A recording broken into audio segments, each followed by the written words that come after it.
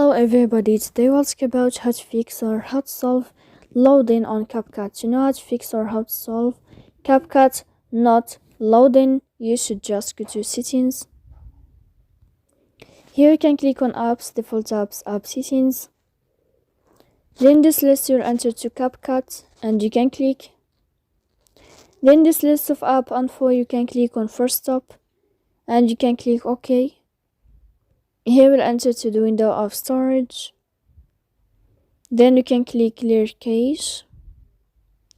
Don't click clear data because that can cause you errors in your app. In the end, you can turn off your phone and you can wait a moment to turn on your phone again to fix that problem.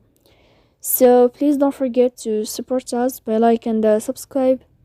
See you next time in another video, and thank you for your attention and your watching. Bye.